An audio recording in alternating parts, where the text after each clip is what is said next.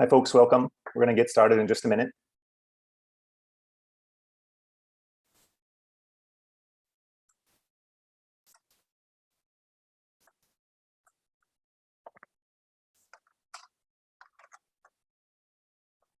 Hi, everyone. Welcome. We're going to get started in just a minute here. While we're waiting for a critical mass, I just want to ask, is anyone excited about the Olympics starting next Friday? You can use the chat function. Any favorite Olympic events? Again, in the chat. For me, I really like any track and field event.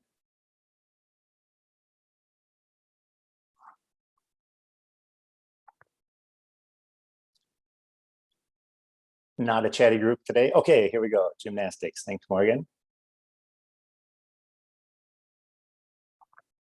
If you're looking for the chat feature, you can hover your mouse probably over the bottom of your screen, and the menu will pop up if it's not there, and just click on chat. USA basketball. Okay. A former track athlete here. Okay. Any Olympic track athletics, Jason?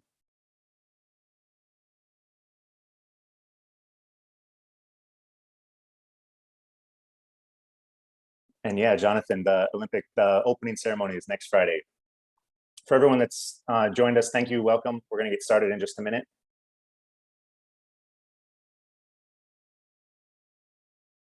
Cool, Annie, nice.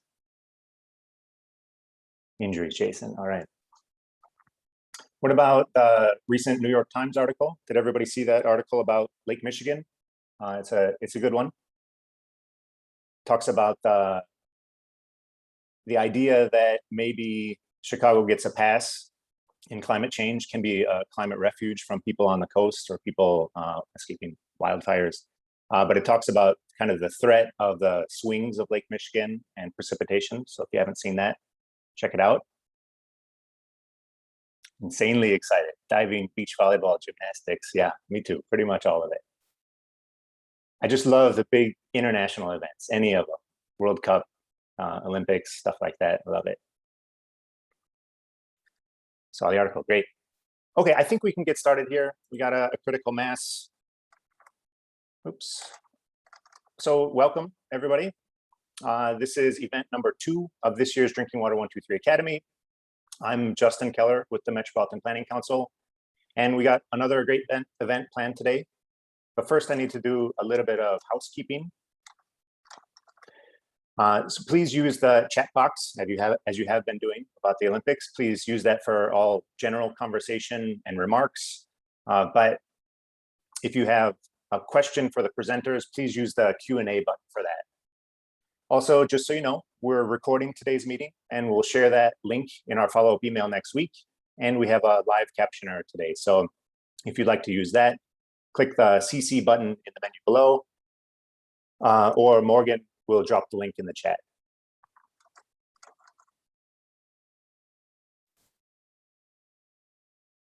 Okay, thanks, Morgan.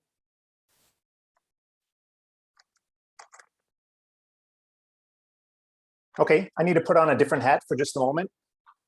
In addition to MPC, I'm also the treasurer of the APA Chicago Metro section, and we're offering certification maintenance credits for today's event. Next week, we'll send a link for the post-event survey and for you to log your credits. But even if you're not logging credits, you can consider becoming a member of the Illinois chapter of the American Planning Association. Membership means you can take advantage of membership rates at all chapter events, including our 2021 state conference. And excitingly, that's planned to be in person in Normal, Illinois on October 6th through 8th. And also, membership's just a great way to support good planning in Illinois. So you can visit ilapa.org/membership for more information about that. Okay, I'm going to put my MPC hat back on now. For those of you who are not familiar with MPC, we're currently celebrating our 86th year as an independent nonprofit organization. And I want to give a few examples of the kind of work that we do. So first, Storm Store. Storm Store is a partnership between MPC and the Nature Conservancy. The basic concept here is stormwater credit trading, or a market-based approach to developing stormwater infrastructure where it's needed most. We're launching this marketplace in Cook County, and the goals are both to mitigate urban flooding and promote infill development. And also we're developing an online platform to match buyers and sellers. Next is transportation. Transportation, of course, is vital to our region's economy, and it plays an important role in inclusive growth and environmental sustainability. This year, we were part of a coalition pushing for performance-based planning legislation. And the goal of that is to influence investments made by the Illinois Department of Transportation and the Regional Transit Authority, and using a database prioritization process. In addition to that, we're working to understand mobility barriers for marginalized communities, and we're partnering with employers to close the mobility gap. Next, alongside a planning coalition of civic and community organizations, MPC is helping to shape the development of the We Will Chicago citywide plan by the Chicago Department of Planning and Development. If you haven't heard about it, that planning process should take about 3 years, and we're supporting the city to incorporate health equity into their policies and just providing general support around their overarching principles like community engagement and accountability. Next, ETOD. Certainly, as many of you know, growth in our region since the 1950s has largely occurred away from our existing transit networks. And as a result, transit use declined while congestion, pollution, and sprawl have all increased. Simultaneously, many of our already developed neighborhoods suffer from underinvestment. So MPC's ETOD initiative, alongside many other partners, focuses on increasing affordability near transit for both residents and small businesses. And we're focused on attracting new investment to revitalize communities.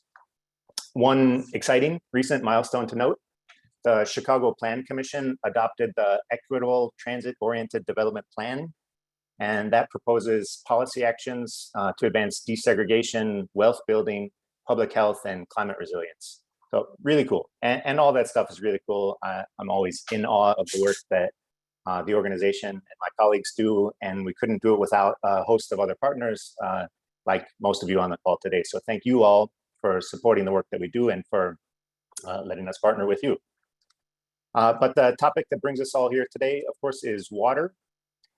In 2017, MPC released the Drinking Water 123 Guide that's aimed at municipal elected officials and staff. The guide provides an overview of our region's water sources and the infrastructure that's required to deliver it, information on drinking water management and relevant laws, and some of the major issues like supply constraints, contamination, and aging infrastructure. And again, since it's aimed at municipal elected officials and staff, we don't just stop there with all that good overview background information, but it covers ways that you, as a leader of your community, can take action. And that includes things like protecting your source, maintaining your infrastructure, financing that maintenance, and engaging with your community. As an outgrowth of that Drinking Water 123 Guide, we are now in the midst of our second round, actually, of this Drinking Water 123 Academy. We first held it in 2019, and we're really excited that all of you are here to join us today to talk about lead service line replacement. Before we go much further, though, I want to just pause and take a minute to find out who's in the room. And Morgan, can you launch the poll? There we go. All right, we got a couple questions here. Answer whichever ones you're comfortable answering. The first one is just, what's your favorite summer activity? If we missed yours, feel free to share that in the chat. I think we got good coverage: gardening, camping, swimming, riding a bicycle. If we missed it, though, again, put it in the chat. Certainly, after a really long, stressful past year and a half, I just really genuinely hope that you all get a chance to enjoy this summer and do all the things that you love to do. And it's, wow, quite a competition. Riding a bicycle definitely wins for me. Come on, riding a bicycle. Okay. Keep those coming in. Also, we want to know what sector you represent. So far, it looks like about 40% government, followed by 30-ish% consulting and contracting. And again, I said that the guide is aimed at municipal elected officials and staff, but certainly philanthropy and research and community groups and students, everybody else, you really support communities in achieving their drinking water goals. So we really are thrilled that you're here, and also thank you for your support of communities. Which county do you live or work in? Far and away, Cook County is the winner. How about I'm not in Illinois? 5 people, if you can drop that in the chat, let us know where you're from. Happy to have you here today. Okay, and then have you had your water tested for lead? Plus the follow-up question, if not, if you're comfortable sharing that information with us, why not? And you can drop that in the chat as well. It looks like most people have not, but a good number of people have had their water tested for lead. I'm gonna check back in on the summer activities. Ooh, meeting family and friends. Okay, yeah, that's great. I like that one too.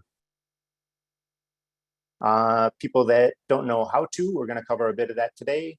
I live in a newer home, okay? And other, if you drop it in the chat, I'm gonna take a peek. DeKalb, all right, we missed a Northeast Illinois county. Live in Wisconsin, okay, welcome. Indiana, North Texas, all right. Crown Point, Indiana, Colorado. Ordered the kit but didn't follow up. Sure, I actually heard a lot of that from, at least in the Chicago Department of Water Management. I heard that they send out a lot more of the kits than they receive back. For me, I did order the kit and it was pretty straightforward, but it's difficult to not use your water for about 12 hours so you can get an accurate test. It's challenging. But for the people, if you live in Chicago, if you don't know how to have your water tested, you can order a kit from the Chicago Department of Water Management. They'll send it to you along with a return address. It's pretty straightforward. If you're outside of Chicago, you'll have to talk with your municipality if they offer it, or you can check online for how you can test your water. Okay, Morgan, I think we can end the poll here. Monica ordered the kit, sent it back, but it's only a snapshot of the results. All right, sure, understand that. Okay, meeting family and friends is the winner. Government, not the winner, but most people here represent government. Cook County is the most. No, okay, all right, very good. Thanks for participating in that poll. Really appreciate. Just want to find out again who's in the room and help feed that into the panel discussion that we're having later today, so we can answer some of those questions. All right, again, excuse me, today's event is focused on lead service line replacement, and we have great speakers lined up. First, Senator Duckworth and I will have a lakeside chat talking about why the issue of lead in water is important and why now is the right time to deal with it. Next, Brenda Santoyo will lay the groundwork for the challenge in Illinois. After that, our panel is going to cover what community leaders should know about the lead service line replacement process and discuss some next steps. And finally, Annie Story will tell you about a new initiative from the Illinois Section American Water Works Association. That's really exciting. And of course, we couldn't have done this event without the support of Robinson Engineering. Thank you for sponsoring today's event. And I've already been talking a lot, but you're not done with me just yet. Certainly some of the people attending today's meeting are experts on lead, but others might be newer to the issue. So just to make sure that we're all on the same page, I'm briefly going to cover what's so bad about lead. As many of you know, lead is a toxic metal. So exposure, even at very low levels, can have serious health effects for all age groups. In adults, it can result in increased risk of cardiovascular disease, high blood pressure, and other concerns. But lead is really particularly problematic for developing fetuses, infants, and young children. And that's because their brains have a less well-developed blood-brain barrier. So the lead and other toxins can get in more easily. Because of that, the same amount of lead for an adult will have a bigger impact on children.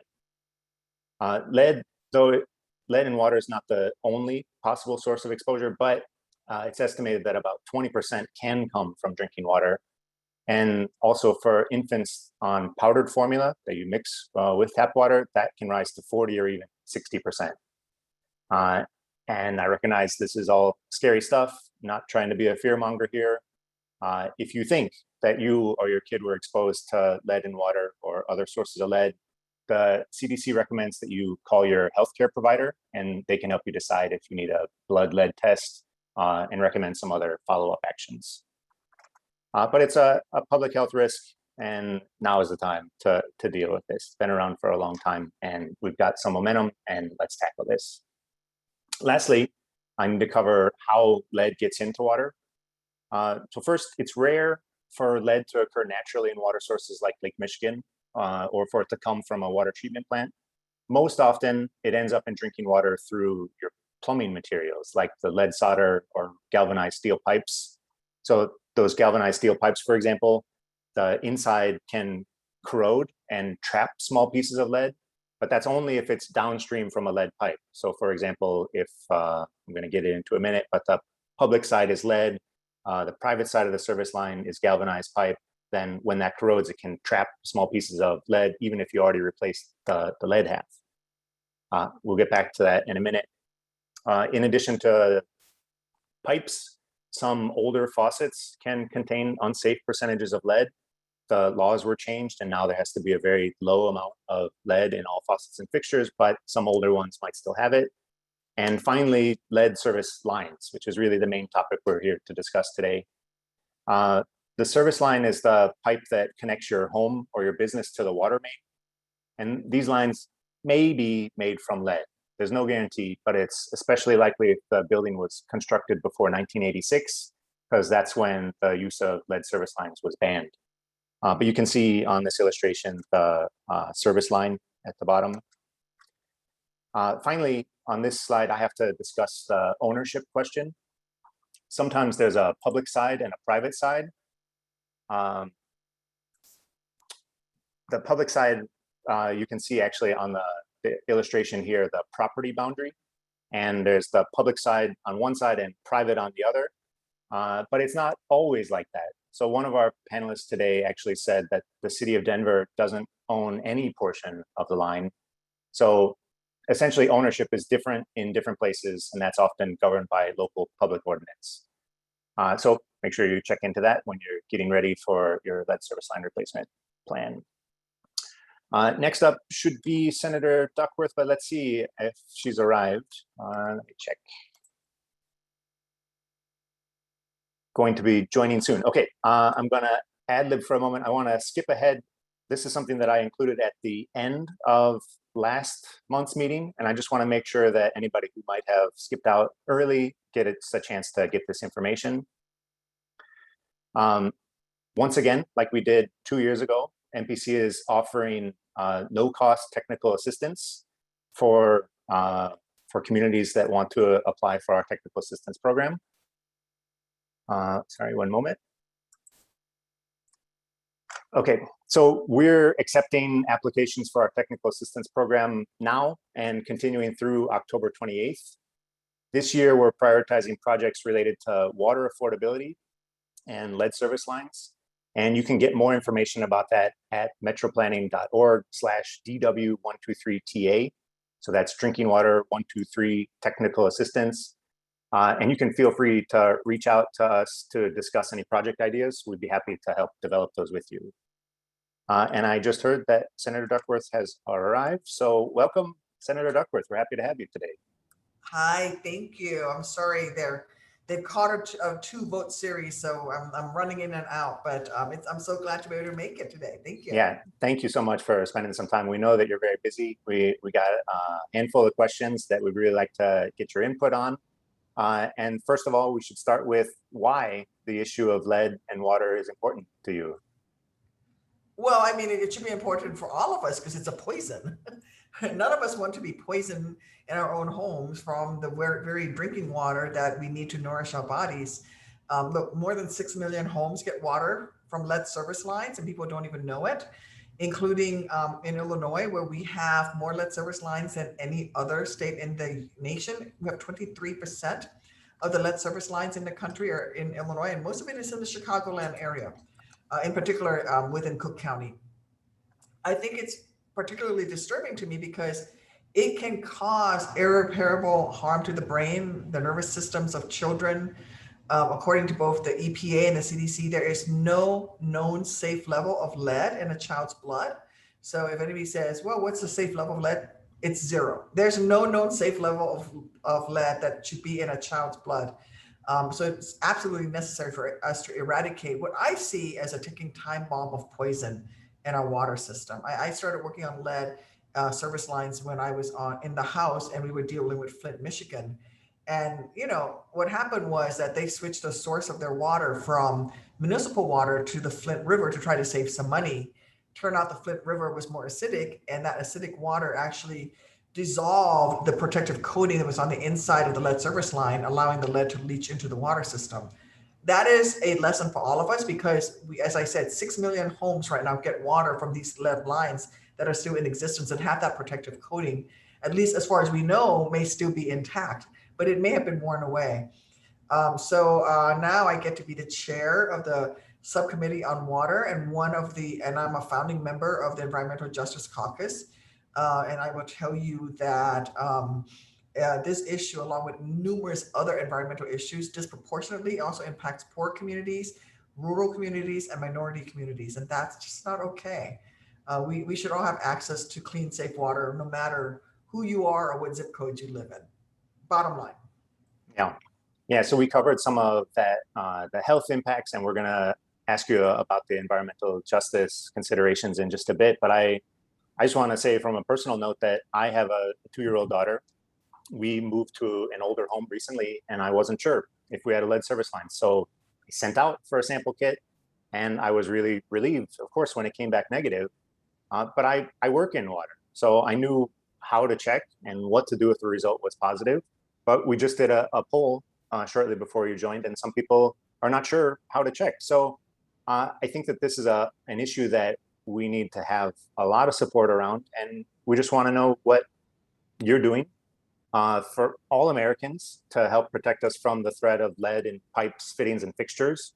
I want to say thank you, of course, for the work that you do, but just talk a bit about what you and Congress and the White House are all doing to address this challenge. Well, listen, it's unacceptable that we're in this situation. And I will tell you, historically, the reason we got to where we are today is because the federal government has not been spending the money it's supposed to be spending to fix this issue. In 1977, 63% of the spending on water infrastructure was federal dollars. So all water infrastructure that all money spent on dealing with water infrastructure, 63% of it was federal in 1977. By 2017, the federal share has dropped to 9%. And you wonder why municipalities have not fixed the water supply, the water system. It's because they don't have the money to do it. So it was under that understanding that I led the Drinking Water and Wastewater Infrastructure Act of 2021. I'm pleased to say it passed unanimously, bipartisanly out of committee, and I got 89 votes on the floor for it. And what it does is it authorizes 35 billion federal dollars to basically get rid of all of the lead pipelines in this country, to $35 billion in grants and other ways to get funding out to help work on replacing lead service lines and other wastewater and drinking water projects. It will provide over $700 million in lead testing and reduction programs. And it also prioritized that 40% of the funds will go to environmental justice communities. And I'm pleased to say that the president is committed to replacing all lead service lines in the country in his larger infrastructure package for the whole country as well. Yeah, that's great. What's the status of that? So it's passed out of the Senate. If it were to be caught up for a vote in the House separately, it would pass immediately. But right now, the White House is using this as one of the things in the package for infrastructure that hopefully will allow us to get bipartisan support. So we're going to pass this. It's just how are we going to do it? Are we going to do it standalone? If we do it standalone, unfortunately, it will mean that the larger infrastructure package isn't going to pass. So we might as well pass this on its own. I'm hoping that it gets passed as part of a larger package so that we can fix other infrastructure as well, like public schools and roads and railways and the like. But we're going to pass this one way or the other within this Congress. Yeah, that's great. Thank you. Thank you for your leadership on that. And in addition to that, other public infrastructure, in addition to just lead, we need some federal support on other water infrastructure, right? So can you talk about some of the other needs, water infrastructure needs you're hearing from utilities and communities, and any support for those needs being discussed in Congress? Yeah, so I mean, water affordability has been a major concern. And by the way, we waste a lot of money when it comes to how we treat wastewater in this country and how we get clean drinking water to people. And the reason I was able to get a lot of bipartisan support, for example, was I was talking with Senator Capito, Republican from West Virginia, and she told me that for every, when you pay your water bill, we're losing as much as 50% to 75% of the water that you're paying in your water bill to be processed so that you can get it into your house through leakage. So we have such bad leakage problems around this country that it's anywhere from 40 to 75% of the water that you pay in your water bill to get clean actually never makes it to you. And so we are wasting a tremendous amount of money. Consumers are for paying for only 25% of, and they're only getting 25% of what they're paying for in the worst cases. And in many cases, you're only getting, 60% of what you're paying for. And so it's why we need to make sure that we fix the sewage system in this country as well. Water affordability is something that I've been working on, and we have a long road ahead of us. But low income assistance programs in the WIA are important. And so it's a step in the right direction to help people be able to afford water. I'm also working on helping disadvantaged communities that may not have the expertise or the capability of dealing with their own wastewater to be able to partner with more experienced entities, wastewater districts, to help them and lower we also lowered the federal cost, the non-federal cost share, so that they have to bring less money to the table in order to fix their wastewater system, and then the federal government will pay for more of that. So there's a whole bunch of things that we're doing, and also, as you were mentioning, technical assistance. There's grant money for technical assistance that will help municipalities be able to get the technical assistance they need to deal with this issue. And we're going to put more water in for the SRF fund in order to use for grants, no interest loans, or even debt forgiveness, so that we can actually get at this problem right away. This is all music to my ears. This stuff that we've been saying we need for a long time. So it's really exciting. Thank you so much. On this topic of leaks, and you mentioned low-income assistance programs, providing expertise to disadvantaged communities. I wonder if all this is connected to something you said in your op-ed in the Sun-Times. Quote, disasters in environmental justice communities still don't get the same attention or assistance as those that take place in wealthier, whiter neighborhoods. So I just wonder if you can expound on that and how all of that's connected to these infrastructure packages you're working on.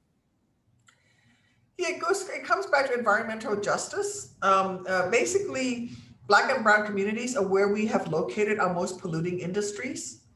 And even as the nation's wealth has grown, our economy has grown, and we've industrialized based on these industries. It's being done on the backs of Black and brown communities, which is where we put these these industries over and over again. As your own research shows, 65% of the state's Black and Latinx residents and 42% of Illinois' Asian Americans and Native American populations live in communities with known lead service lines. We also have put, as I said, you look at the south side of Chicago, the same places that have dealt with pet coke being released into the atmosphere are now potentially dealing with manganese being released into the atmosphere, or also have been dealing with ethylene oxide contamination. And so because we keep, putting these industries in the same places, Black communities in particular have drastically higher risk of premature death due to particle pollution than white communities. If you go 10 stops on the red line on the L in Chicago from the Loop, or whether it's to Garfield or further south, their life expectancy drops by over 18 years. And that's not from gun violence, that's just from health conditions. And so it's why, along with Cory Booker, I founded an Environmental Justice Caucus to make sure that we prioritize legislation and elevate the stories of abandonment, of abandoning these communities to deal with these issues and to really talk about how we can remediate these disproportionately affected communities. And that's where, and that really dovetails with what President Biden is doing with his Justice 40 plan, where he has committed to prioritizing 40% of the federal funding to environmental justice communities. I think it's a step in the right direction. And, you know, but we have a lot of work to do in front of us. And that's where all the folks on this call, having you here on this in this conversation is really critical, because we can have all the plans we want from Washington, but you guys are on the ground implementing them and making sure that we do fix these problems. Absolutely. I just want to say that my colleagues who worked on that research will probably be really excited to have a U.S. Senator cite that in this conversation. So thanks for that. And I think we have just one more question here. What are the economic benefits of investment in water infrastructure? So I'm thinking about opportunities in workforce development and job growth and economic growth and what else? Why should we be investing in infrastructure? Yeah, so let's talk about what the cost is, what investment is needed. The EPA's drinking water and wastewater assessment costs for about $655 billion over the next 20 years in order to just remain in compliance with clean water and safe drinking water, those two acts. So we have to increase our investments in water infrastructure. And what is it going to do? It's going to, number one, put money back into those local economies as you're actually doing these infrastructure construction projects. It's estimated also that for every $1 million in the state revolving fund spending results in about $3 million in output for the U.S. economy. So you get, 3 times return for every million we put in to these funds, we get 3 million, 2.95 million back in output for the economy. So we're going to generate over 100 billion in total economic output, net output, if we make these investments. That's a big amount. That's a big chunk of change. The WIFIA program has great results also. And in just the first 5 years of that program, it's financed more than $3.5 billion in loans. It's saved borrowers $1.2 billion in dollars, and it's improved water quality for more than 20 million Americans, and it's created over 15,000 jobs. So this is about, number one, the human right, the basic right of having clean drinking water. Number two, it's about, hey, we're paying for this water, but we're not getting what we're paying for. And communities of color are disproportionately affected by the negative outcomes. And three, it creates jobs and it creates a growth throughout GDP. So why wouldn't we make these investments? Number one, we should be making the investments, bottom line, just on the human rights front. Number two, we should be making these investments for environmental justice, right, for civil justice. But hey, it also generates income and growth, which is something that we surely could use in our country. Absolutely. Yeah, I really appreciate, we've been making the case for this is a public health threat. So it's an investment in public health, but it's paying dividends in economic growth and local job development. It seems like a real obvious win-win. Yeah, but that's win-win. That's win-win, it's right. So Sorry, that's what we, coffee. that's okay. That's what we had for you today. Thank you so much for taking some time out of your busy schedule, and we'll let you get back to it. Thank you. I'm going back to vote on the floor. So turn on C-SPAN 3 and you'll see me dash in to vote. Okay. Hi, everybody. Thank you, Senator. All right, that was great. I think the point that was really highlighted for me was that she said in 1977, the federal government's share of the capital spending in water was 63%, and in 2017 down to 9%.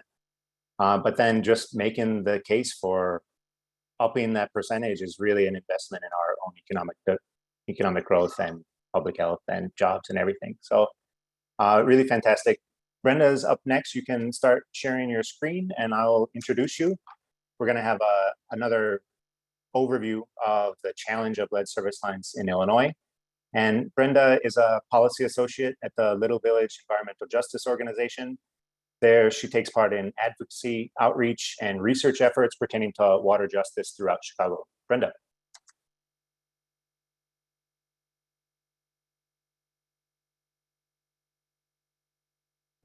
Sorry, can you guys see my screen? Can see it. Yep. Okay, awesome. Is it in the present mode It's or not in presentation mode. No. give me 1 second. Cool, sorry about that. Yep. Looks good. Okay, awesome. So hi everyone, once again, my name is Brenda Santoyo. I'm a policy associate at the Little Village Environmental Justice Organization here in Chicago.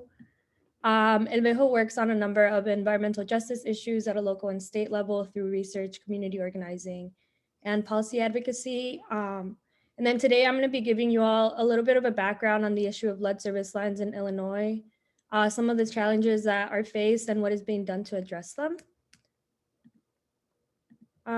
So starting off with the distribution of lead service lines throughout the state, as mentioned by like Senator Tammy Duckworth, Illinois has the most lead service lines than any other state in the country.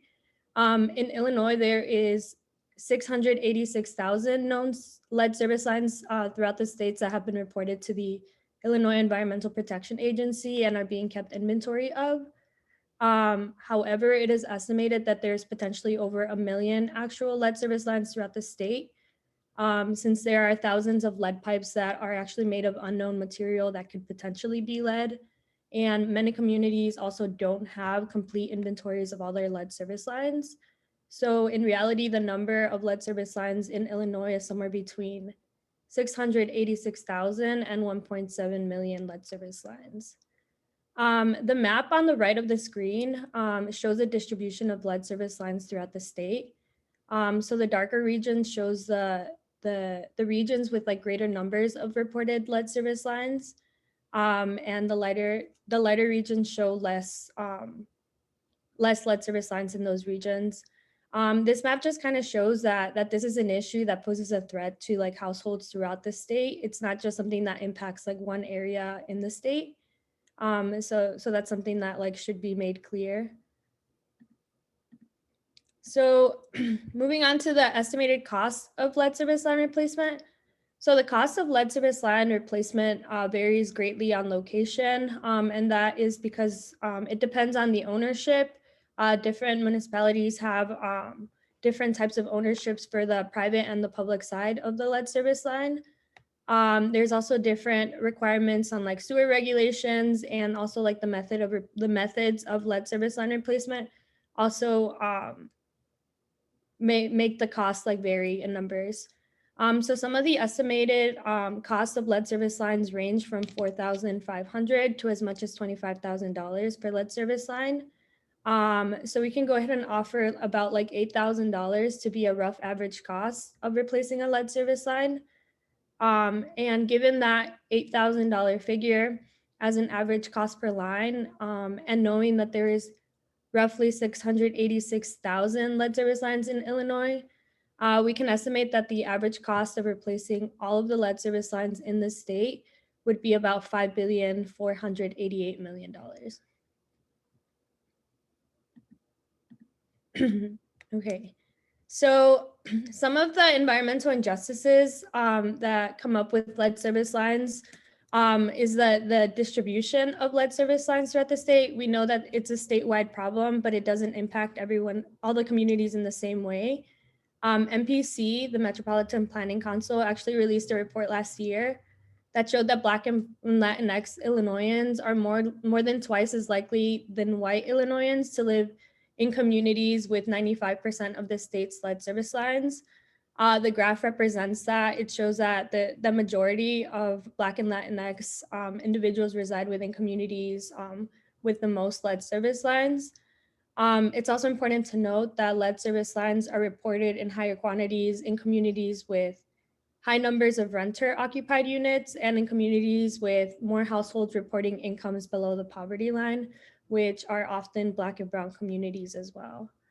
What this means is that Black and Latinx individuals are more likely to be disproportionately impacted by being exposed to this toxic infrastructure. I think this is like really significant when you're taking into account environmental justice. Black and Brown communities are also likely to have cumulative exposure to toxins like lead and other sources of exposure through other sources of exposure in their environment. So proximity to industrial site can increase the likelihood of lead in the air, soil, and rainwater.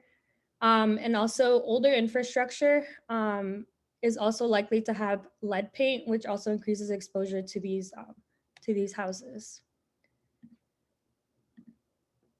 So this year, there was the passing of the Illinois Lead Service Line Replacement and Notification Act. This is a really monumental piece of legislation that really helps move the work of replacing this toxic infrastructure forward. And it really kind of gives us the structure to secure safe drinking water for future generations. Illinois is now one of the 2 states in the country, along with our neighbors up in Michigan, to mandate the replacement of all lead service lines throughout the state. So some key components of the bill are mandating full lead service line replacement of all existing lead pipes in the state through a given time frame. The time frame of lead service line replacement varies based on the amount of lead service lines in a water system. So this bill also bans the practice of partial lead service line replacement, which is a practice that has shown to actually increase the presence of lead in households' water supply. This bill requires the water systems to submit an inventory of existing lead service lines to the state. So it allows the states to identify high risk areas and the ability to notify homes of lead service lines that are present before any construction or repair work is done to water mains or lead service lines in the homes. It also requires the systems to submit a full lead service line replacement program to the state. It establishes the lead service line replacement fund. So the purpose of this fund is to finance the activities associated with identifying and replacing these lead service lines throughout the state. It's important to note that currently this lead service line fund does not have a revenue source or any federal funds in it, but the American Rescue Plan funds and any infrastructure funding would be placed into the fund, and it would be made available to communities to distribute through grants. This act also establishes the Lead Service Line Advisory Board. It would consist of 28 advisory members that would advise the agency on best practices. It would review the performance of the program, provide technical support and practical expertise, and it will also help determine a long-term revenue source for the program. And then finally, it also establishes a low-income water assistance program to ensure access to safe, affordable drinking water to residents throughout the state. So some things to expect, some important dates and deadlines to note are that as of January 1st, 2022, all water systems will now be required to replace lead service lines in homes during the work of replacing any water mains.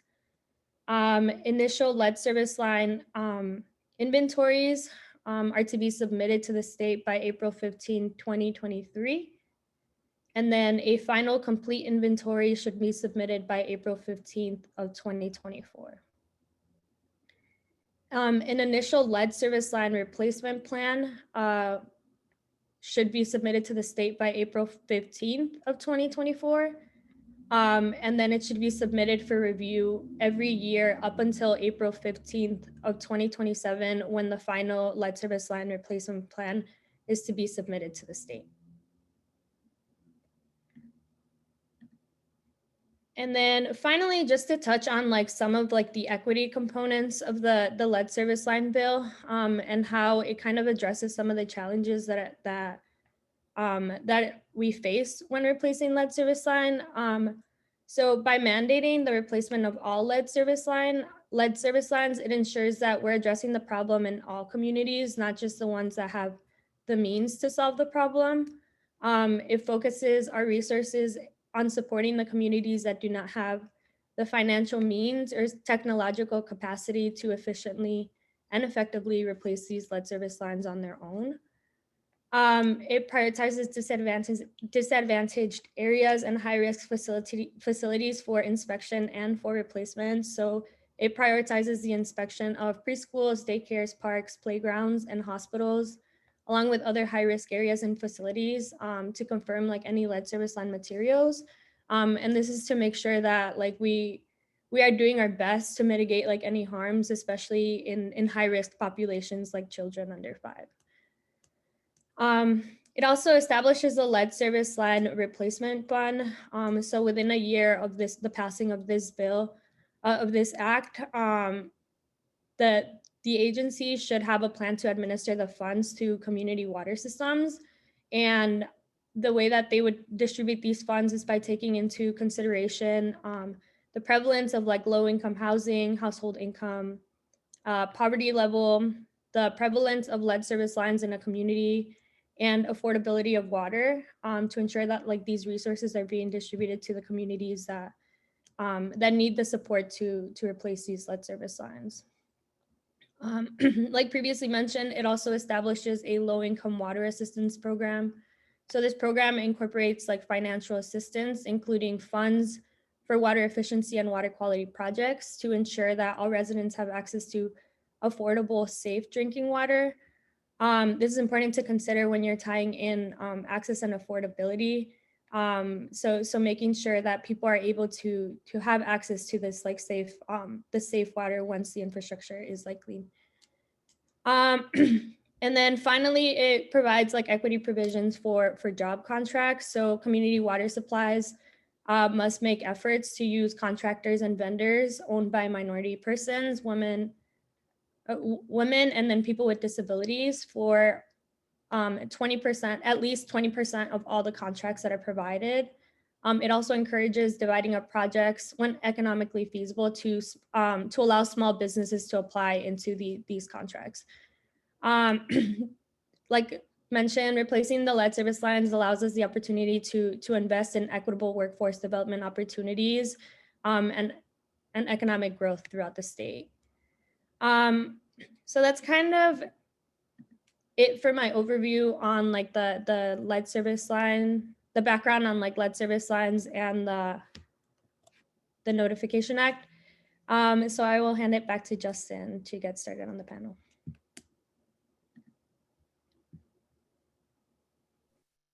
All right, thanks, Brenda. So there were some questions coming in through the Q&A box, and we're going to save those for after the panel discussion, but keep those coming in. Brenda's gonna join us in that Q&A. So add those now, as well as when we get into the panel, please keep the questions coming. But really, thanks, Brenda. And now that we have a better understanding of the environmental justice concerns, the costs of replacement, and the timeline of that new legislation, we're ready to dig into what municipalities can do about it. So we're very excited. Our panel today is moderated by Monica Eng from WBEZ. And Monica, take it away. Thanks so much, Justin. Thanks, Brenda, for that great overview. So we would like to introduce our terrific panel today. We've got with us Tom Nagel, who's the Vice President and Senior Project Manager at Robinson Engineering. Ian Robinson is the Managing Director at Blue Conduit. And Alexis Woodrow is the lead lead reduction program manager for Denver Water. Thanks for joining us, everyone. So let's get started. Alexis, can you tell us more about Denver's program and how it's going? Sure. Thanks, Monica. Good morning, everyone. So Denver Water launched its lead reduction program beginning in January 2020. And we started replacing lead service lines in addition to other activities such as raising the pH of our water to improve corrosion control. So that's basically creating a coating around the pipes to minimize lead and other metals from getting into drinking water. We also published an online inventory of all of our known and suspected lead service lines in our service area. We sent water pitcher filters and replacement filters to customers with known and suspected lead service lines. And all of this included lots and lots of communications and outreach about the program to our customers. So far, we've replaced about 7,700 lead service lines. But we estimate there's anywhere between 64,000 to 84,000 lead lines in our service area. And we expect that'll take 15 years total. So our program's slated to run through the end of 2034. Great, you've gotten through all my follow-up questions on that. Sorry Very about efficient. that. That's all right. Just want to be efficient. No, for sure. Tom, according to new state legislation, communities need to develop a service line material inventory by 2024. Can you talk to us about the standard process for developing that inventory? Uh-oh, I think you're muted. Thank you, Monica. So what communities do, they develop a lead service line inventory to identify where all the lead service lines are in the community. By doing that, they have to use historical data. They have to use also dig activities they've done in the past for installed water mains. They look at the year the building was installed, and they come up even do physical inspections of where these service lines are. They're trying to put a high priority on locations that service children. So stuff like schools and daycares, for example. They also look at clinics and hospitals too for that. And then with that, they have an inventory map. They could get a scale and a scope of how much work is needed in the future when they're going to be replacing the lead service lines. Thanks so much for that. Now, Ian, Blue Conduit has pioneered a method to improve the accuracy of those inventories. Can you tell us a bit more about that? Yeah, thank you, Monica. And so I think building off of what Tom was saying is the cities and utilities are taking a proactive effort to build out those inventories, but there's still a lot of unknowns when it comes to what is the service line material. And if you don't know how many lead service lines you have that you're going to need to replace, or you don't have as accurate estimate as you can, it makes it very difficult to budget, plan, execute, or even target at the areas of highest need always. And so since 2016, our team has used a predictive model to help reconcile those data gaps and generate actionable inventories to do that. And when you think about what the public health implications are and the cost of service line replacement, and in total, we're talking billions of dollars, and then the health implications, it's just really important to be able to prioritize and to target replacements and get as clear of a picture as you can. So that's the kind of work we do at Blue Conduit. Nice. Now, Tom, let's get into the nuts and bolts of it. What exactly is involved in, let's say, a single replacement of a single lead service line? Okay, so for starters, this is a very intimate job for the homeowner. The homeowner, they're concerned and they have questions. They may just found out they have a lead service line, and they're finding out that the community wants to come and replace it for them. So we really have to over communicate with them as to what the following steps are going to be. There's going to be at least 3 visits, to the homeowner for the initial visit to identify the lead service line. The second visit will be when the contractor comes in and puts a game plan together and discusses what has to be done with the homeowner. The third visit is when the contractor actually installs the lead service line. And a lead service line installation could take anywhere between 4 to 6 hours on it. So the homeowner has to be home for that. So you got to think we're asking this homeowner to probably use vacation time or time away from work to be home, to be visiting with us for short periods of time. But the day of the installation, it could be a whole day event. And then after that, we follow up with the filter pictures with 6 months of filters on it. And as far as installing a lead service line, we make an excavation where the water main is in the right of way, typically in front of the house. It's a small excavation. And then we go inside the house and we locate where the existing lead service line is. We could either pull the copper service line through the same portal where the lead service line was, by either yanking the lead service line out and then coming behind it with the copper service line, or we could directionally drill or auger a new lead service line, or we could open cut it. It all depends on the ground conditions. It all depends on each individual home. So in a typical water main job, you got point A to point B. On a lead service line job, you have hundreds of point A to point B, from the water main to the home, from the water main to the home. That's what we're doing. So it gets pretty intensive. And like I said, we really, it's better to over communicate than to under communicate with them. We give them examples. We have open houses with them too, where they could come in and we got a physical mock-up of what a lead service line looks like so they could see it and touch it and ask questions. We try to keep it informal so that we encourage questions and comfortability with the people. And it's been working out well, to be honest with you. So sometimes we get residents who just don't want the service line taken out. Nothing we can do about it.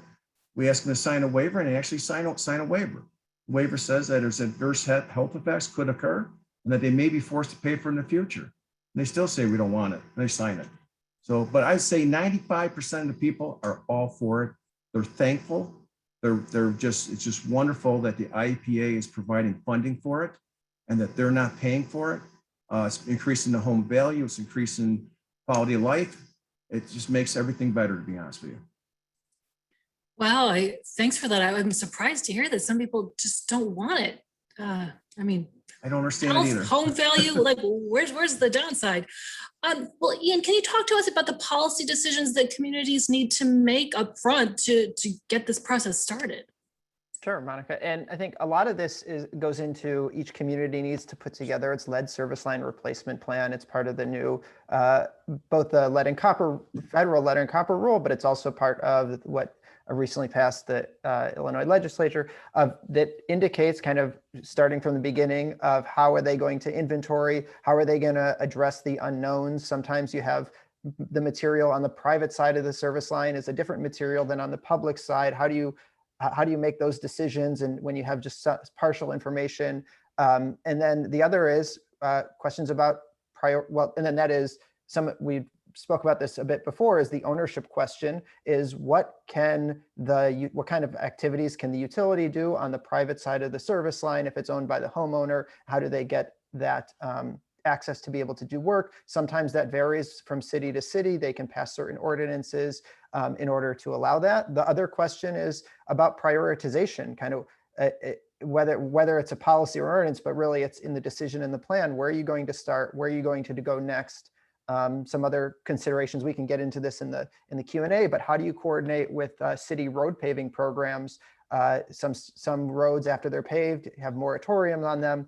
And then others, Tom touched on this in terms of communication. What are the communication policies you have in terms of customer notification, in terms of making sure that the materials are in layman's terms or just accessible to residents? Can they be translated into other languages for communities where English is not the first language or the easiest language to get the message out?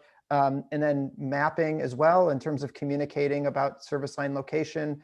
There's regulation about making maps, but there's tons of decisions when it comes to the map about what you show, what you're communicating. And another is flushing procedures. So after the replacement is conducted, what are there are no specific guidance. There's no EPA standard for how to flush afterwards on how to do this. There's many systems use AWWA from the American Water Works Association on high velocity flushing. But again, there's questions about who conducts flushing and all of those. So those are just a sample of some of the policy decisions and other decisions that utilities need to make as they're going about their service line replacement program and implementation. But we'll hop into more of those and talk more in depth about them later. Yeah, thanks, Ian. I'm surprised there's not a standard flushing policy, though I guess it could vary by municipality. Well, Alexis, you guys have already, gotten going on this. How have these issues that Tom and Ian just talked about played out in Denver? Sure. Thanks, Monica. We replaced lead service lines really under two conditions through the lead reduction program. The first is through water main replacements or the course of regular construction activities where Denver water crews are already out in the street, they're replacing that water main. And if there are lead service lines connected to that water main, we're gonna go ahead and replace it in full at no direct cost to the customer. Once we launch, and we've been doing that since 2016. Once we launched the program in January of 2020, we wanted to select work areas where we would only be replacing lead service lines in a geographically concentrated area on a neighborhood by neighborhood basis. And so that's where you're planning, you're using a predictive model. So looking at where lead is, also weighing it against the consequences of lead. All right, so where are lead service lines having the most negative impact on your communities? And so that's where you're going to want to look at demographic data. You want to look at areas where there's concentrations of expecting families or areas where there's, small children. We look at lead level surveillance data. So where have we seen elevated lead levels in children, and focusing on those geographic areas. But you want to also look at underserved communities. So where are areas where there's high minority populations, higher concentration of low income communities, and target your areas there. In addition to that, in 2020, we're starting to launch this program, and then the COVID pandemic hits. And so that really challenged a lot of our communications. It challenged our ability to access people's houses. And so we focused on schools, which had shut down in the pandemic, and said, well, these daycare centers, these schools are closed. Why don't we go into those facilities and replace lead service lines and try and tackle those as quickly as possible? We're still in the process of replacing at those schools, but they're open now. And so there's challenges there as well. So, I think Tom touched on the communications. If you look at lead service line replacements, they're invasive for homeowners, but they're also impacting renters. And so when people are talking about, getting a non-response for a customer outright refuses to get that service line replacement, they could be the owner of that property, but they might not be living at that property. So there's an added challenge for our crews and contractors to get access to the house, to get that waiver, that right of entry signed off. Because the homeowner might not even live there. And so those are big challenges. In addition to that, Ian talked about flushing post replacement. That's another behavior change. That's another demand we're making on that customer, right? So we've replaced the service line. We can give them instructions. Our contractors are really pretty good. They'll remove an aerator. They'll perform an outside flush of that service line. But flushing is critically important to the process. And we need our customers to be able to flush, do a high velocity flush, but to do a daily flush to remove any of that particulate left over in their service line. So there's a lot of challenges, a lot of lessons learned that we've got for the program. And really what we're seeing is, high participation rate. Tom was right. It's about 96% of customers elect to get their service lines replaced. But there's still a lot of follow-up that happens after that replacement. And that's really important too. I want to follow up on 2 points you said, but that was so smart to go into schools. They're empty. Hey, great time to do this work without disrupting the flow of school. And the second thing is renters. When I talked to, I believe, NRDC about Chicago's program, we've got a low income equity removal program. And if you can prove that you are low income and you've had 2 tests with high levels of lead, you can get a free replacement. But often the owner is not low income, but the people who are actually drinking the water are the renters. And so these high levels of lead will disproportionately affect low income people. But if the owner's not low income, the lead line doesn't get changed out. So I think keeping in mind renters is going to be really important as this goes forward. And speaking of money, I wanted to ask Alexis, how are you guys paying for this? So Denver Water funds this program just like any other capital program. Justin mentioned it before, but Denver Water does not own any portion of the service line. So you'll often hear private side, public side, from the water tap at the main all the way into the home. That service line belongs to the customer. Although that we don't own any portion of that service line, we're replacing them at no direct cost to the customer. So the program costs are covered through water rates, bonds, new service fees, hydropower generation, and this is in line with all of our other large capital projects undertaken regularly by Denver Water. We also actively look for additional funding through loans, grants, and contributions from partners. So part of this is also really looking at how we manage our rates, right? So, this is obviously going to have an impact on our ratepayers. So we review our rates each year to make sure we're able to fund these programs, but also keep the rates as low as possible. So we have a long thought out process for how this impacts the rates for our customers as well. Thanks. Now, Ian, there are other funding sources, sometimes federal, sometimes state, sometimes revolving funds. Can you talk about more funding sources that municipalities can access for this? Sure. Thanks, Monica. And kind of building off of what Alexis had started with, is there are a lot of funding sources, and generally not one single funding source is going to be the solution for all of a community's needs when it comes to service line replacement. So one is the combination, there's a combination of ratepayers, state grants, and federal grants. On the grant side, some of the most common ones are using state drinking water revolving funds, or what the WIFIA Act from the EPA, which is another source of funding for service line replacement. Oftentimes, smaller communities can access funding through the USDA's Rural Development Program for communities under 10,000 residents. In terms of other funding sources on the horizon, well, one that is currently there is the American Rescue Plan Act. Some of the provisions in the American Rescue Plan Act allow for necessary investments in sewer, water, and broadband infrastructure. And explicit in there is using those funds to for lead remediation. So there's fewer strings attached to those funds, and communities can use those as they if they kind of designate that as one of the expenditure areas. Obviously, the thing that's on everybody's mind that Senator Duckworth had talked about is the infrastructure bill, which has the potential for putting a lot of the funding that will be needed to replace the country's lead service lines available for communities. And I think one of the reasons why that's also so important is because there is a limited amount of grant funding. The loan funding comes with its own strings attached, that if communities are forced to otherwise pay for this through their own rates, or by having the owners, homeowners, or residents contribute some part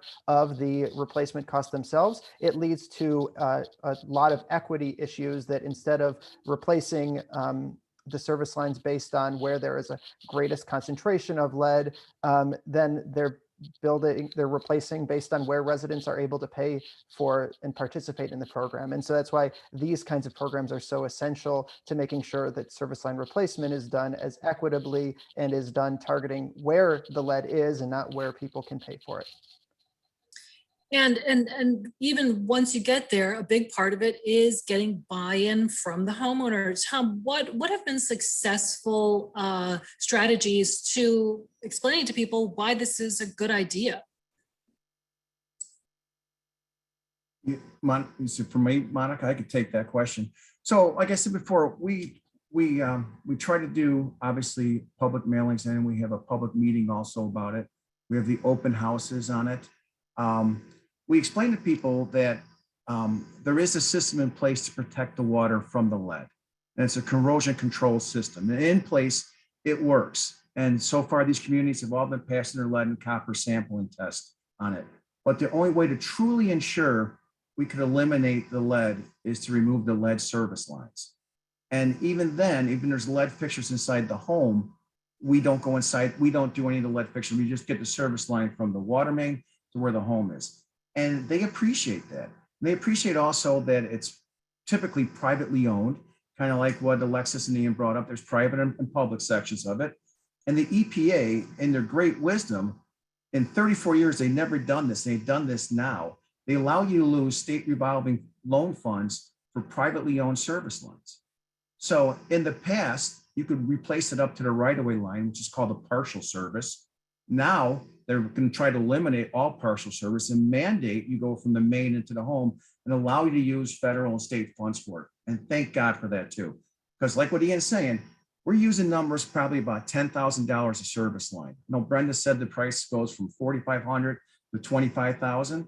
I mean, we're sure budgetary is 10,000, and we're seeing them around that now, between like 9 and 10. A homeowner can't afford $10,000 on the spot. And it'd be impossible, especially for some of the more deprived communities that don't have a lot of wealthy income.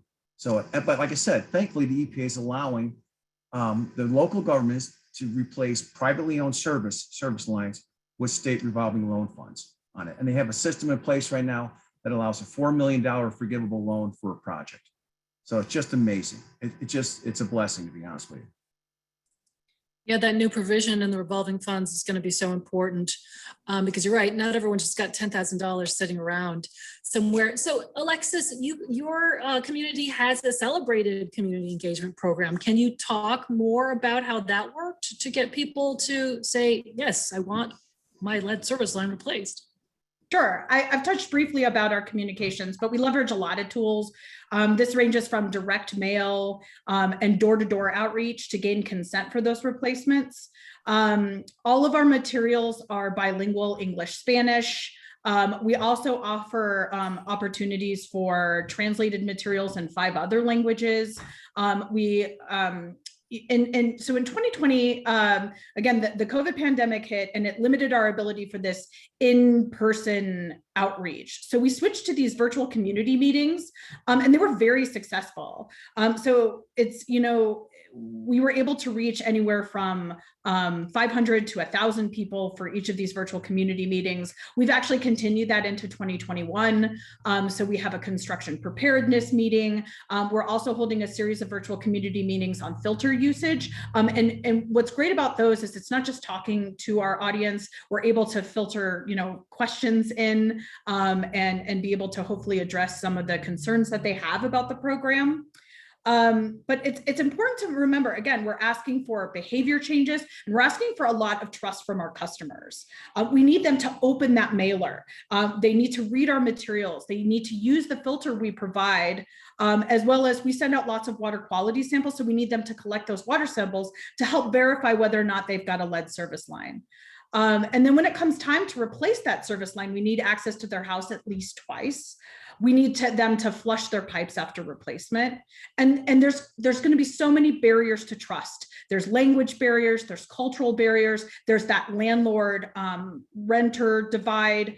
And so we can't do this alone. So Denver Water works with a lot of trusted community partners. And these are community partners who have long established inroads in certain neighborhoods, whether they work for public health agencies or their environmental advocacy groups. So we work with these community groups who help do the door-to-door outreach. They work with churches and other community leaders. But we also work with elected officials to share this information, because a constituent might go to a city council member before they're going to contact Denver Water about a particular issue. So this is, I can't underscore how massive this effort is just on the communication side. And this requires a lot of staff dedication at Denver Water and would be for other public water systems. And also the ability to adapt rather quickly to the changing needs of your communities and your neighborhoods. Sure. I think, with vaccine hesitancy, we've seen how important it is to get good information out there, to get people to participate in, a larger public health campaign. So I know that a lot of cities, dozens of cities around the nation have started or completed these processes. What are some of the programs that you're excited about that you're like, wow, they really did it right in Cincinnati or in Gary, Indiana, or Denver obviously is a really good one. Any others that people can learn from? I know that Cincinnati Water has a really great outreach program. Newark, New Jersey is really starting to launch a lot of community engagement activities. They've got New Jersey Futures, which is this stakeholder group that does those outreach activities. Pittsburgh Water has leveraged a lot of outreach with their community groups. So those are a few that come off the top of my head. Yeah. Ian and Tom, if you've got some, I know Detroit, they would the water group would sit outside of a block and say, hey, we've got lemonade and we'd love to talk to you about a program that's going to be coming to your block soon. In Cincinnati, they have a really big craft brewing scene, and they would have brew nights. Brew pubs would host a night where some of the proceeds would go to help low-income people get their lead lines replaced. Any other innovative ones you've seen before we go to some questions from the audience? I know that Toledo, Ohio has done a really excellent job of engaging between the utility and kind of fostering communication with different community groups, particularly in kind of environmental justice communities in Toledo. So really fostering and maintaining that trust and having open channels of communication. I think that's really, and also using those to leverage the kinds of accessible education efforts that we've talked about are so critical to this, and having the two-way communication. And so I think all those examples that you've discussed are there, and I'd add Toledo to that list as well. Okay, I would say to add a little go ahead. local presence on this, I'd say that Rockford and Joliet has done an excellent job too. and they're in our neighborhoods and they're local. And we've been looking what they've been doing, and they seem to be doing a really great job on it too. So we don't have to look too far for great examples. So we got a whole bunch of questions I hope we can get through. Delia Barajas and Cicero, it mostly has a statement saying that there are 14,875 lead lines in the brown and black communities of Cicero. And she says that Cicero has been in violation of EPA standards regarding the drinking water. I would love to listen to more about that. How do communities determine which lead service lines to take out first? Government buildings, homes, childcare centers, schools? I could tackle that one with the new bill on the governor's desk. They have a high priority area, and the high priority consists of high-risk facilities such as preschools, daycare centers, daycare homes, group daycares, parks, playgrounds, hospitals, and clinics. So that's in the bill right now on the governor's desk. And that's what they're prioritizing as a high priority area. Great. Okay. Has there been a decision in Illinois as to who will be responsible for paying for the replacement from the curb to the home? There hasn't been a decision how it's going to be funded. I think it's going to be municipality to municipality. It could be that, but then it just brings up everything we talked about, the disparity with the communities that have this problem versus that don't. We're hoping there's going to be some federal or state funds involved on it, because it is, like I said, $10,000 a service line. Right. And, to do it piecemeal, we're going to do one house on this block and one house on this block seems like it's not as efficient as doing the whole block together. Correct. Mm-hmm. And just to add to that, I think one of the challenges in the prioritization is that oftentimes there is a data equity concern in terms of the information that's available about certain parts of a city is there for a reason, and there's lack of information in other parts because cities often will get information about service line materials from water main upgrades or recent economic development prioritization that's been done, and so it's not distributed equally across cities, and so it will underrepresent certain communities in there, and so it makes it difficult to prioritize based on. If you don't have a clear picture of what's there, you can't really prioritize equitably either. Yeah, I mean, so far I've seen in the state legislation that each municipality is going to have to come up with a plan, but you would hope there would be some sort of standardization across the board. Susan Ebner asks, what agency will oversee implementation of the bill? And also what agencies will be offering invitations to bid for lead service line replacement work? Take that. It's local project for the water departments for every water system you're working for, and they will publicly advertise. There's a formal public advertisement using the IEPA low interest loan funds you have to follow through. There's a participation goal for minority and women disadvantaged businesses. It's a standard, I would say, community public works water system job that will go out to bid on it. Okay. Two questions we got from the registration forms. Is it a good idea to buy insurance to cover water lines that may be contaminated? I don't know that one. And what is the role of the community organization in lead abatement? I'm not sure how much, I guess they can advocate for removal.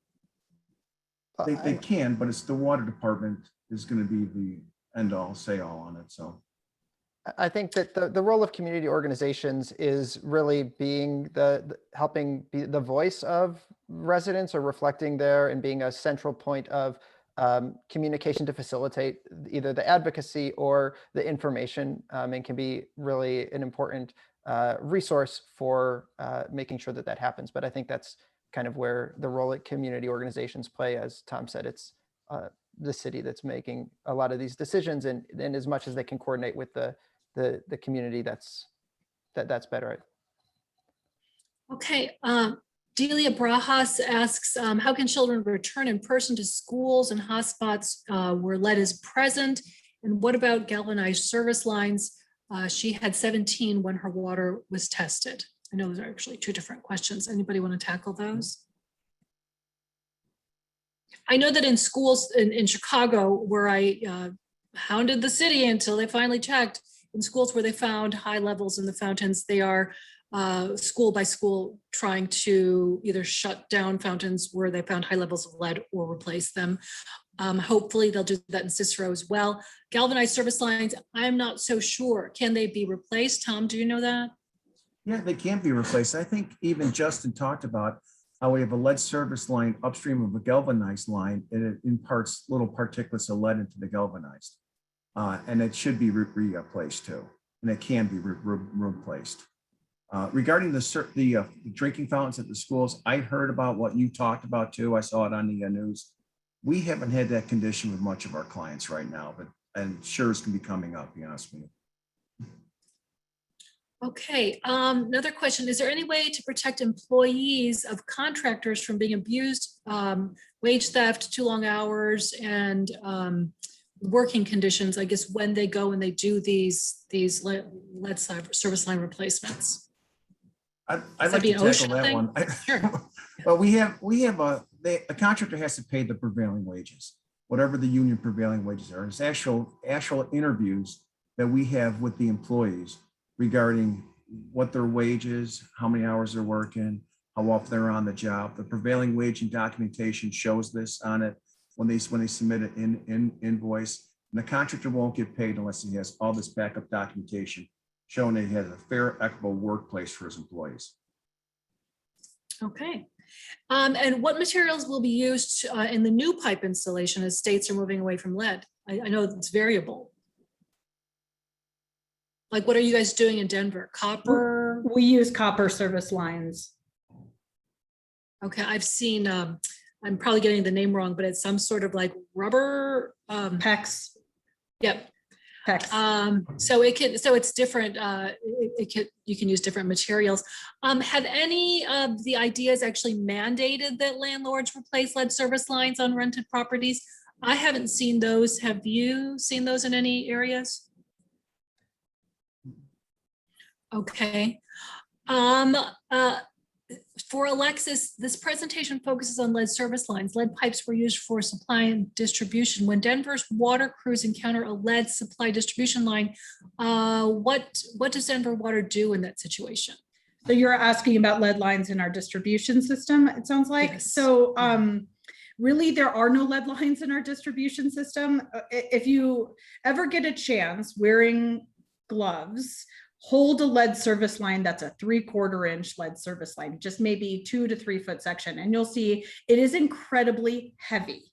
So in terms of installation for larger diameter mains, we didn't use them. And then anything that was used doesn't have the diameter size that we need to supply water to our customers. So over the last century, we've replaced all of those service lines and installed larger, lighter mains. So really lead lines in our distribution system, and I would think for the majority of municipalities, it's really a non-issue. The largest lead service line diameter that I've seen in our system was a service line feeding a high school, and it was about 3 inches. The majority of our service lines mains that run down our streets are at a minimum 4 inches, usually 6 inches in diameter. So you just don't see lead infrastructure like of that size because it just would have been too cumbersome to install. Tom, I don't know if you have any experience or seeing that in other. I want to echo what you're saying. In my 34 years, I've never seen a lead water main. I've seen lead service lines, but never a lead water main. Yeah, I think some people get confused and so say, too. oh, aren't the water mains made out of it? So Delia says that when she had her water tested, she had 17 parts per billion in the first draw, 19 in 45 second, and 16 in her 2 minutes flush. It's more of a statement, but yeah, that does not sound good. You're definitely over the 15 parts per billion that is that the EPA makes as a trigger limit. That would not be good to have in a home. And I believe that's in Cicero. Any concern about commodity prices for copper in these replacements? Yes, we've seen actually all materials across the board for main installations, our ductile iron, PVC, all prices are going up. And so it does drive up the cost of replacement. And we're in discussions with our distributors, our manufacturers, as well as our contractors to see how we can help manage this, because they've raised the concerns about increased costs of copper as well. For us with PEX pipes, they're not allowed per our engineering standards. So as of today, copper service lines are the only allowable material for service lines. Okay, I'd like to bring Brenda back, if that's possible, to talk a little bit more about maybe how community environmental justice groups might be able to help in getting people to be aware of the programs, getting to be aware of the free or low cost replacements. Do you think that that could be a possibility in Chicago? Yeah, I think definitely, like in our group, we have been doing some community organizing around the issue. I know when we started like the water program at El Bejo in Little Village last year, there was a lot of residents who didn't even know what lead was or that they were being impacted by the issue. So definitely starting off with like some basic educational materials, meeting the community where they're at, you know, like going to the actual community where these issues are happening is probably like one of like the most important things. Making sure that these materials and resources that we're giving these residents are language accessible, right? Majority of residents in Little Village are Spanish speaking, so making sure that they understand like what's going on is one of the biggest things. I know that there's often like a lack of trust like from some residents to like, you know, let the city come in and like do this work or like inspect their homes, like due to like, you know, particular like living situations or like immigration status, like different factors that impact the ability of like these residents to trust the work that's going on. I really think like having community groups kind of explain some of these things to these residents can help. So building like those partnerships and strengthening the ability to do outreach to these residents is like such a big thing. Yeah, I think that's all I have for that. So Gina says in the chat that utilities can also lead and fund programs to engage and compensate people in low-income, underserved communities to serve as ambassadors for water-related issues. There's the Cleveland Water Ambassadors Program. That's a great example. And you know, one thing, and I'm not going to share too much secret information to say that I am keeping track of how the city's equity line replacement program is going, because we have millions already in block grants to do low income free replacements. And every time I check back with the city that announced this program in September, they don't have a single person who is qualified to get it done yet, much less having actually replaced a single line. And so we've got millions to do it. Why haven't we done this? My theory is that the barriers to qualify are way too high. And if you've got English as a second language, that'd probably be even higher. I mean, you have to have more than 15 parts per billion in one test, and then you have to retest and have more than 15 parts per billion again. And then you have to show all these documents that say that you are low income. If maybe you're undocumented, you might not even want to like go there and engage in that program. And so I think community groups can say, hey, let me help you fill out this form. Let me tell you about this program. And let me let you know, if it's true, that this is not going to affect your status, or let's get your landlord to fill this out. Or I want to see somebody get their lead line replaced with this pile of money we have to get it done. We have another question about lead jointed water mains. Does anybody know about those and how they may affect lead? I mean, I think what we said was that most water mains do not have lead, but are there joints that may be affecting? There is, Monica. It's called the lead caulk joint. And I would say it was done in the 50s, or was I don't know if you could visualize what a water main looks like, but it's a push-on bell. There's a bell and her pipe fits between it. And around that joint, they pounded lead in there. And so I can, for example, on an 18-foot stick of water main, you might have a 1/4 inch of lead where the joint is, just a tiny little bit. And I rarely see that anymore. I mean, you heard about it, and we know it's out there. It's called the lead caulk joints, what it's called. I don't know. Alexa, do you have any in Denver? Yeah, we do. And so, you know, we obviously replace those mains through a main replacement program. We also test at multiple points throughout our distribution system. And those lead levels come back below detection. So if there, you know, if there are lead joints, it doesn't look like it's interacting with the water and releasing any measurable level of lead. Okay. And speaking of testing, anonymous attendee asks, does Denver Water do any testing before and after replacement to see how the levels change? We sure do. But prior to anyone getting their lead service line replaced, so any customer can contact Denver Water and request a lead test. And we use a 3-bottle sample collection because we're trying to get, you know, samples representative of their plumbing. So if you think of, you know, the first bottle sample that you're collecting, you're getting, you know, your premise plumbing and maybe your fixture plumbing. And then your second and third are hopefully capturing material in the service line. So we, you know, any customer can call and request it. We also send out kits in advance of lead service line replacements. This helps us with our verification process. We don't own these service lines. We have limited records on them. So confirming whether it is lead or not lead is really important to us. So we send out water quality testing in advance.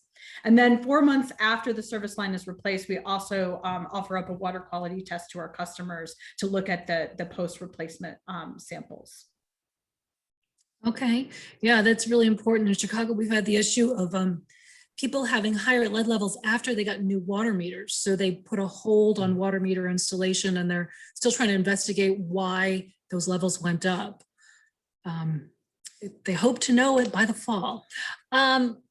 Someone else says, when we're thinking about how to inform people moving into a new area, you might want to have information come through utility bill messages, cell phones, via location, and maybe filtered water stations as proliferated in far west Texas. More plastic bottles is not the solution. Maybe this will be 90% fixed by 2050, fingers crossed. Thanks for all you're doing.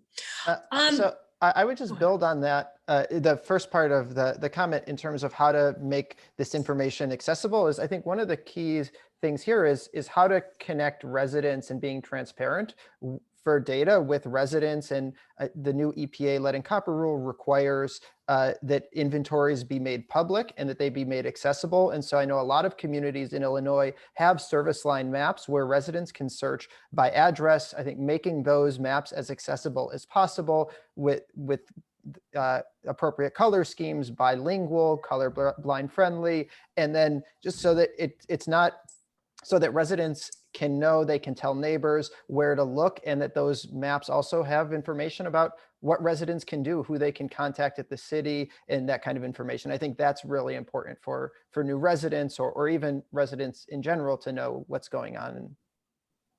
For sure.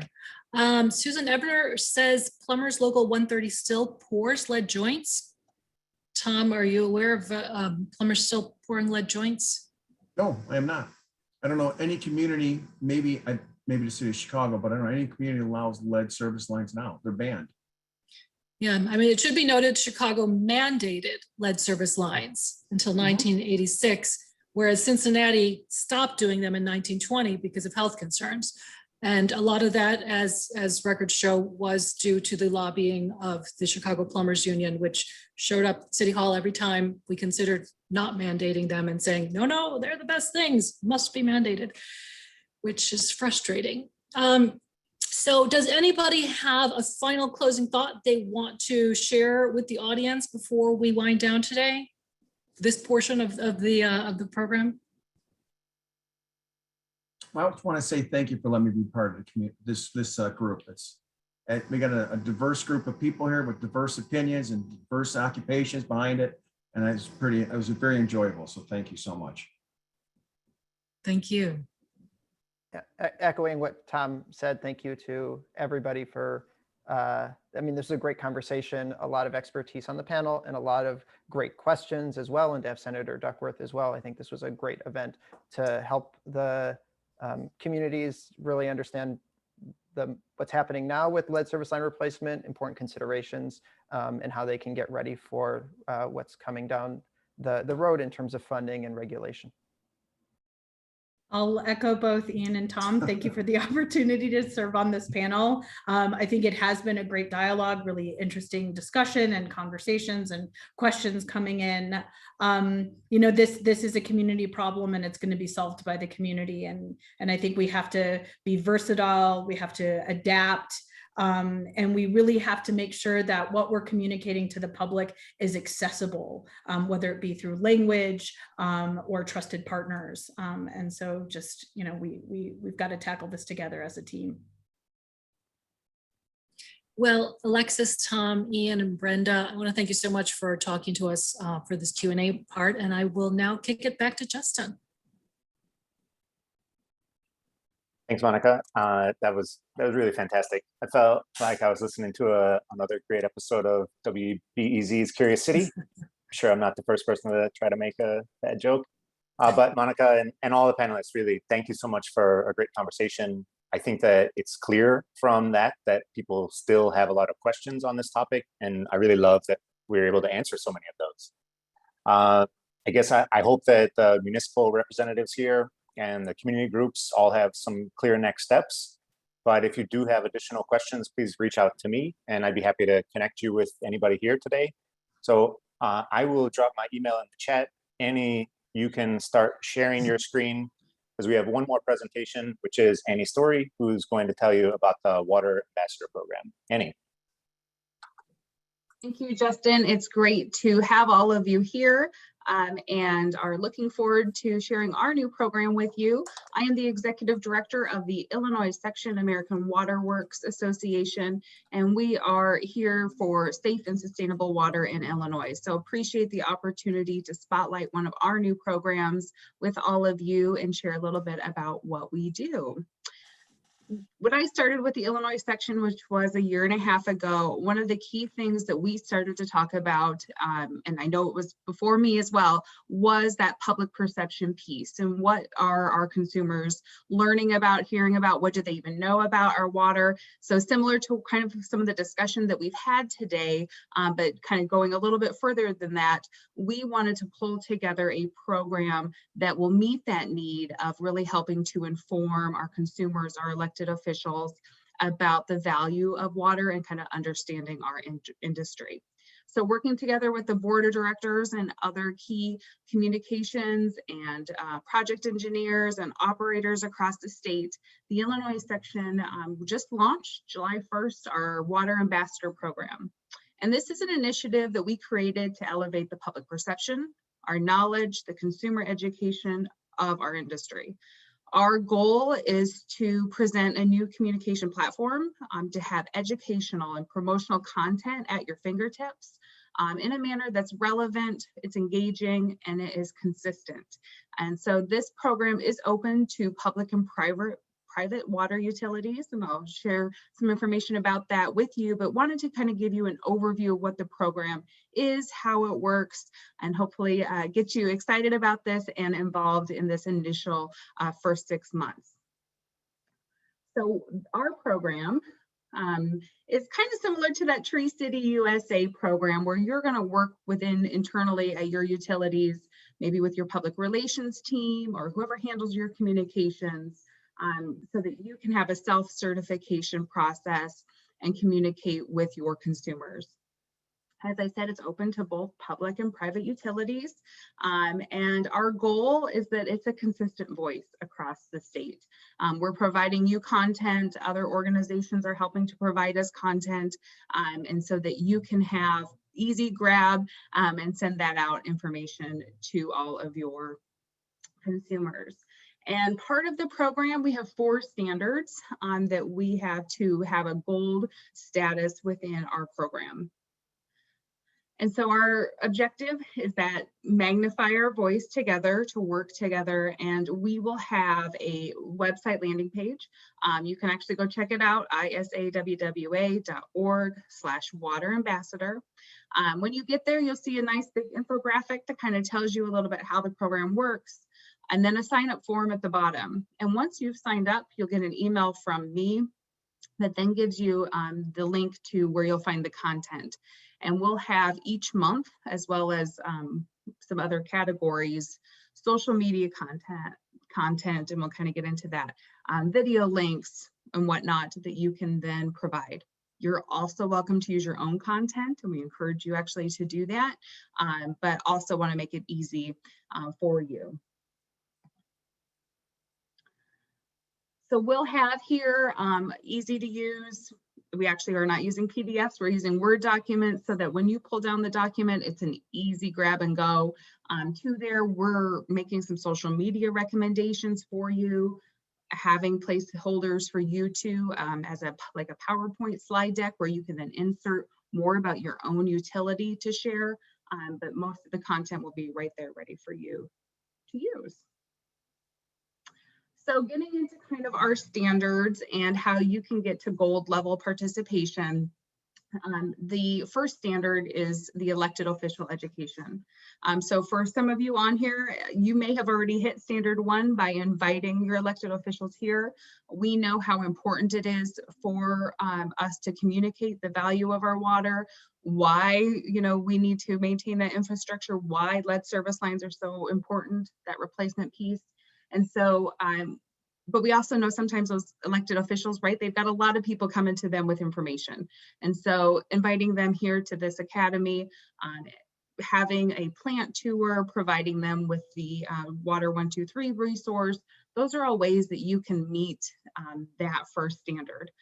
We know that right when they're elected too, that's a great time to introduce yourself to them, get to know them, invite them to those plant tours and whatnot. So all to receive this water ambassador kind of designation, this is the key piece that you all need to do as long as the standard 2, but is to have that elected official education.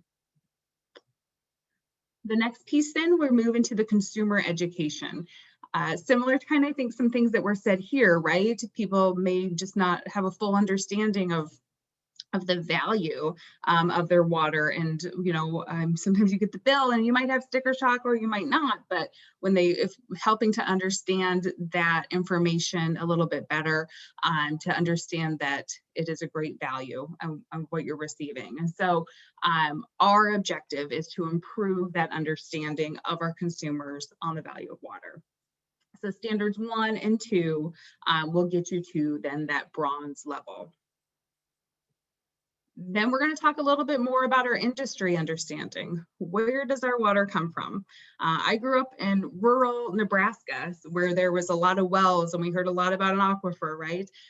But for those who are on like Michigan water or other sources of water, just sharing that journey of where that water source is and how it gets to your tap. Sometimes people don't understand all the complexities of that. And so we want to make sure that we're doing some industry understanding with our consumers and building upon their knowledge base there. That then, doing those 3 things will get you to our silver level. And then standard 4 to get you to the gold level, that is where we kind of bring in some more of those celebrations and wild cards. We ask that 6 times a year you are sharing some content on this. July is Smart Irrigation Month. So we've got ready for you some key infographics and some information that you can pull and share this month. National Coffee Day or International Coffee Day is coming up. So start planning now. Go to your local coffee house and let's talk about bringing in some different water from different communities or and then brewing the same beans, right? And seeing the difference in the coffee. So think of 2 ways that you can engage the community through some of these celebrations and events. Have a poll, right? How do you like your coffee? Do you like it with cream or do you like it black? Are you more lattes or you drink tea? So there's ways for you to get creative with this. If that's not your cup of tea or coffee, that's okay. But find someone on your staff that really kind of too wants to own this and really share information. If you have a social media calendar, this is a great time to go talk to that content person and let them know, I will have content for you at least once a month. Just let me know, here's the website, here's the contact, and we're going to get that to them. Because again, the goal is that this is an easy program for you to do. So we'll have a variety of events happening, things that you can help post. If you know of a great resource too, or another celebration that we should have on our list, just send me a note and I'm happy to add it to our evolving list. Oops, I went to one too far. So our, let me pull that back up for you so you can get our website here. And our website then is isawwa.org. And we'd like for you, so you can see this,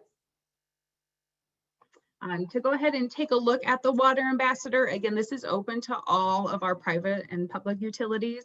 We hope that you are a member of our section of the American Water Works Association and would like to talk to you about that too. But our goal really is to expand our voice, to educate our consumers, educate our elected officials of what you're doing today, and to really drive up that public perception of our industry.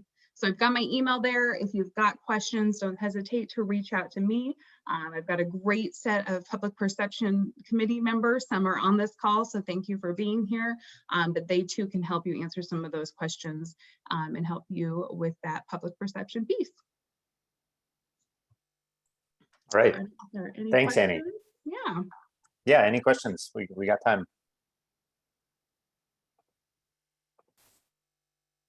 You can drop them in the chat, drop them in the Q&A. We'll get to those. But while you're looking for those buttons, we'll keep this train moving. I just want to say thanks, Annie. That's a really great program.